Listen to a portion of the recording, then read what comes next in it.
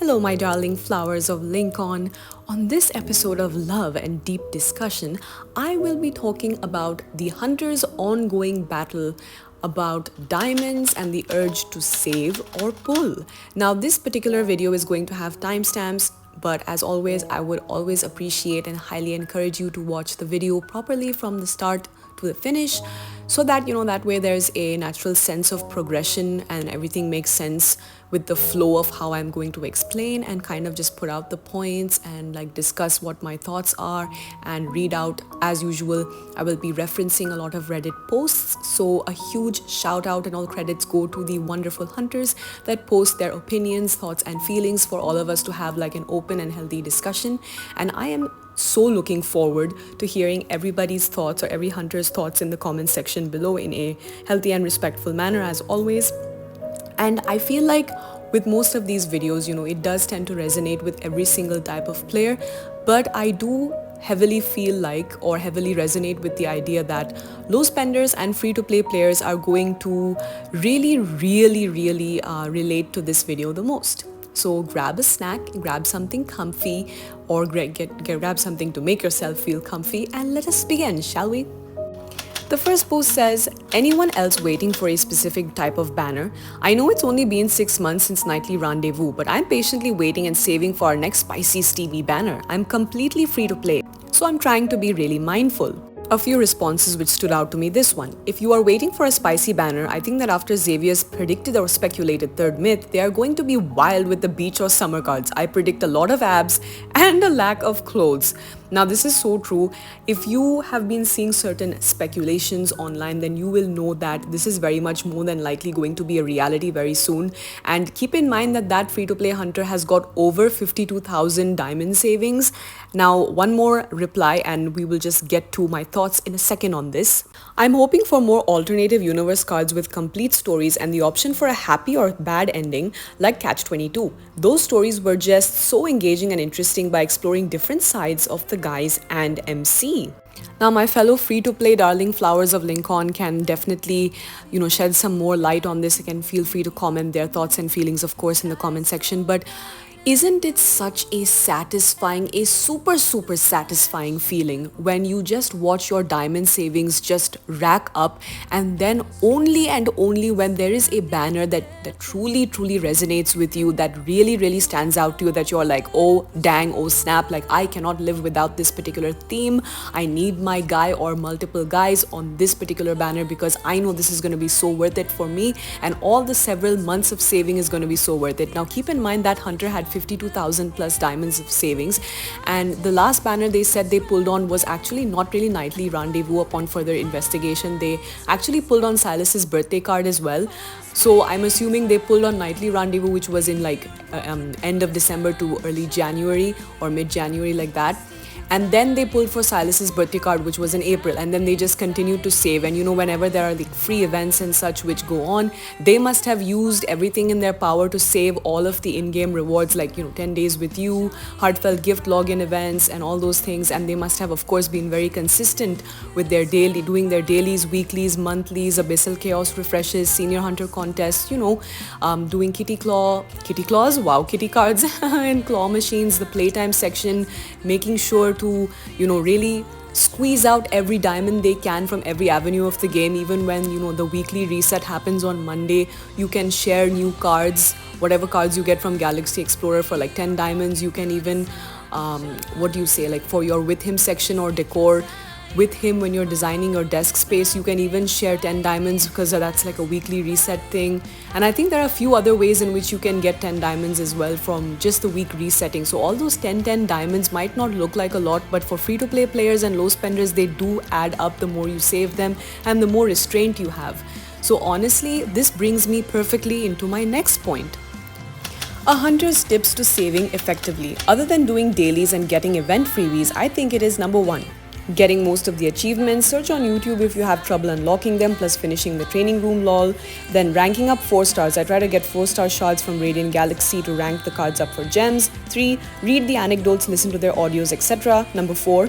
Deepspace trials and Senior Hunter contests. Level up all 5 stars even if they aren't your main, so you can have an easier time going through the battles.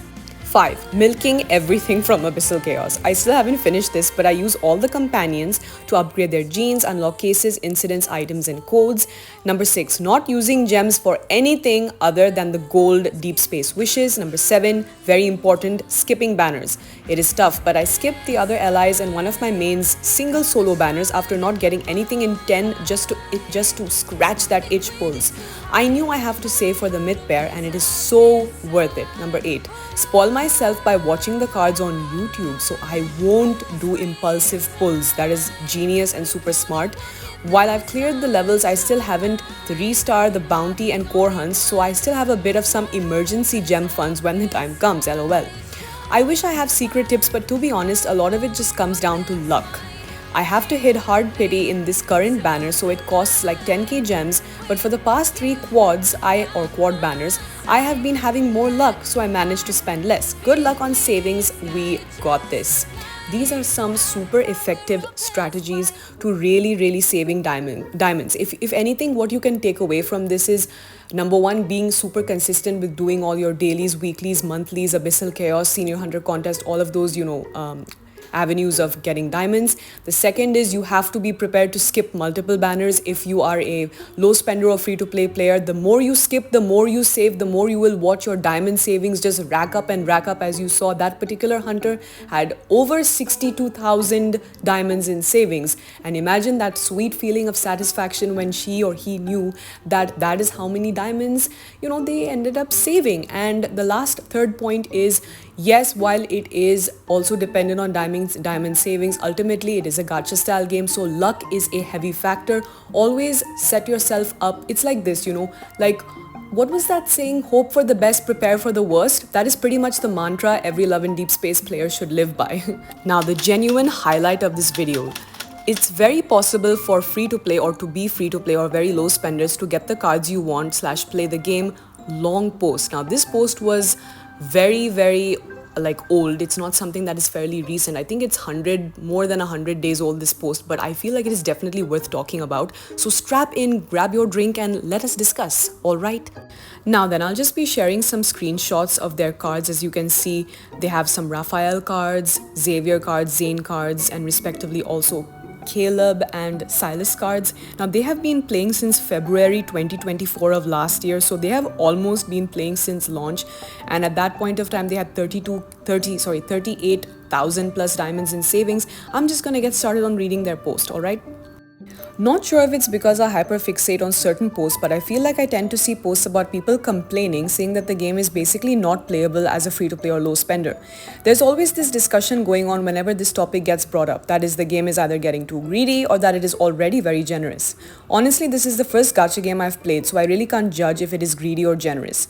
What I can say is that I have been playing for 1 year now, playing since February of 2024, and I can confirm that it is completely possible to play and get the cards you want as a free-to-play or low spender. You just need to know how to strategically spend your resources and know what you want, and most importantly, be patient. Of course, because you're not spending, there are things that you will have to think more about, be more mindful of. For example, you'll most likely have to be okay with having only one ally as a main. From there, it depends on what you prioritize more. Is it battle or collecting cards? You can pull based on the Stalactrum, or if that is just the one ally that you want. It depends on how you want to play or what you want to play the game for. It's important to note that I have spent $50 in total throughout the 1 year. I don't spend every month, and it has only been for Aurum Pass. If we divide it up, that is roughly $4 a month. I would consider that a low spender. For me, I main Raph, so I've only pulled for his cards since the start, except for Nightly Rendezvous where I pulled extra for Xavier.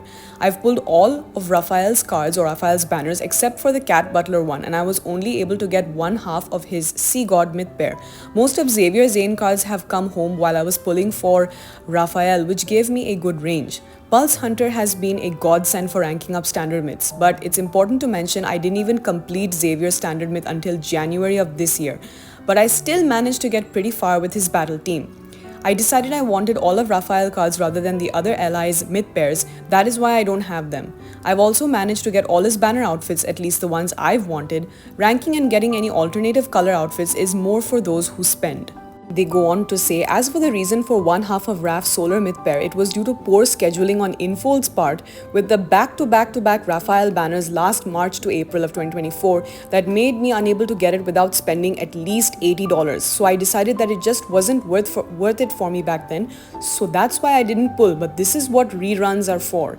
If you don't spend at all and are completely free to play, your collection would still look similar to mine, they say. But of course, a little less. You'd have to maybe sit out a few banners, but I've grinded super hard during this 1 year for my diamonds, focusing a lot on Deepspace trials and open orbit and senior hunter contest. I never spend diamonds on anything other than wishes, not the claw machine, kitty cards, items or photo poses. If you prioritize pulling, I wouldn't recommend spending your diamonds on things like that. Take advantage of double bounty drops and core hunts and learn how to use your protocores to level yourself in battles. Save your wish crates and use them strategically, especially solar myth crates. There's so many other things, even the wish crystals shop. I can't stress the importance of saving. I know it's fun to get new things right away, but if you want to stay free to play, you need to know when to use your resources at the most advantageous time. And finally, lastly, they said it is possible. There are areas in the game that Infold can improve. More ways to get diamonds is a must, especially since they keep releasing new allies. But all in all, I want to stress the importance of learning how to game to its fullest before making posts and saying it's just not possible to play if you're a low spender or a free-to-play player. It's a commitment, lol. You will just have to come to terms that some things will be harder and you can't always pull for what you want / get what you want, but it is very much possible to be satisfied. Now, I know, my darling fellow flowers and hunters of Lincoln, that was a very long post, but they do make some points, some points which are of course more valid than others, some which might seem slightly controversial if you take it the wrong way or if it rubs you the wrong way. And there were 2 hunter responses that stood out to me. So here we go. They said, I don't think it's accurate to put free-to-play hunters and very low-spender hunters in the same spectrum, no matter how low the spending is. If you say you only pay for Aurum Pass, you have 100 gems bump up daily earnings versus free-to-play players who only get 50 gems daily earning from doing daily tasks. This is just the daily task, but the difference alone is significant because very low spenders get to earn 1 wish a day, but it takes 3 days for free-to-play players to do so. And this is just about earning wish counts that will secure basic requirement for grinding more gems in the game, which is having cards for battle. Upgrading cards are also another concern which even a mid-spender like me struggles with. Then they go on to say, without cards, they have nothing to grind more gems for. You can't expect someone to grind without the equipment to grind, and the equipment to grind what's being gate kept in the game. You can only go so far with 3-star and limited 4 to 5 stars. You will get stuck at some point, and with that point alone, why play the game? LOL. I actually can't blame them if they claim it to be not free-to-play friendly, because it really is fundamentally not free-to-play friendly. The intention of the post is good, however, you are comparing cases that may look close but are too far from each other. Which, by the way, gives me the thought, what if that is the developer's intention? Washing out free-to-plays later on in the game, making the spenders stay by feeding whatever content there is to feed and then just milking them? I don't know, this is just my second gacha experience. Then the second response. I'm not saying OP's claim is completely false, but I would just point out that even if you mostly only spend on Aurum Pass, there is a difference between you and a 100% completely free-to-play player. It is already huge, and I think the two should not really be put in the same category. I am saying this as someone who spends on my main account and is free-to-play on my second account. The 1800 stamina and 3000 diamonds a month contributes a lot more than you think, especially as it accumulates. It is still possible for free-to-players to get the cards you want, but it would still take a lot longer or a much longer time for your account to look anything even remotely close to OPs. In brackets, nothing against OP at all, of course, just pointing this out so people could just set realistic expectations. This is such an interesting set of responses, and with the second response where the person said that they have a main account where I'm guessing they're a low to mid spender, and they have a second account they have made to be completely free to play. Now I think it's a really fun experiment that if you have some free time or if you have some time to dedicate, try creating a second alt account like that and try to be completely free to play with the intention of only really pulling for one guy and see how it goes. I myself actually, when I was reading these posts a couple of days ago, like I was preparing to make this video, so a few weeks ago when I was doing research for this very same video, I was like, let me just make an alt account, let me try to make a Zane focused account. I started off making it like a Raphael account, and then I was like, like, you know what, on second thoughts, I'm gonna make it a Zane completely focused account, because I tried to pull for Raphael's myth on the alt, and I got like one half of Lemurian Sea God within 26 pulls, like within the free pulls on that account, which was godly, by the way. So already that second account, or my alt account, was proving to be god tier. But then I was like, you know what, let me just, with the new banners coming up and with the amount of diamonds, like I would like to space out and save as much as possible, because it is just such a satisfying thing to watch your diamonds save up. I was like, let me just be a Zane main. Yes, I do have quite a few cards of Zane already. Zane, Silas, and Caleb on my main account, where I'm like a low spender to free to play player during some months on my main account. But I don't know, I just thought this would be such a fun experiment, especially now. Like, I created the account, I think on the 15th or 16th of this month of June. And so I was like, I actually want to see what is the free-to-play experience like in Love in Deepspace in 2025 for any new player that is joining right now during this time. And if you're considering making an alt account, I would suggest you try to make one right now to really take advantage of like the rewards that you will be getting, plus the big 4.0 update will throw so many new rewards. And the more updates happen and the more new banners and events happen, the rewards are getting better. Like, the quality of rewards are improving. So if you want to test this out, now is the best time, more than ever. And finally, my darling hunters, the last part of this video I want to talk about is that pre-pull and post-pull clarity, or essentially the pre-pull versus post-pull clarity that we all seem to experience and continually battle with. Now, for anyone that was curious, I just made up a little cute chart which tells you how many diamonds it costs for X amount of pulls. You can always check that from the one pull all the way up until 300 pulls. How many diamonds does it actually cost to get certain cards, and with all the pity systems and everything in place, which, mind you, if you want to know some more information about the banners, the pity systems, what type of rewards you can get, I have a playlist below in my description called Love in Deepspace Guides, so you can feel free to check that out if you would like, because I have a lot of guides that can hopefully help you, especially if you were a fairly new player or a brand new player. I hope you can find some of that useful. And if you want to hear me yap and resonate about different topics of Love in Deepspace, I have a separate Love and Deep discussion playlist that you can check out as well. But yeah, with that whole table in mind, with showing you how many pulls does it cost and how many diamonds it will actually take you to save to pull on X amount of banner, I have some genuine questions for my free-to-play and low-spender girlies out there. First of all, if you are completely free-to-play, do you just have only one account, or do you have multiple accounts? Do you have 2 accounts, 3 accounts, or do you have one account for each love interest? Like, maybe you're a harem girly at heart, but you cannot afford to spend money on this game. So your best course of action, which is in my opinion a smart course of action, provided you have the time and patience and energy to do this, have one account separately for each guy? Or do you choose to get focus on 2 guys on one account, 3 guys on a second account? What are your strategies? How do you deal with this? I am so genuinely curious, and I would love to know, how do you go about it? My last few tips regarding FOMO and how to battle the intense urges to pull.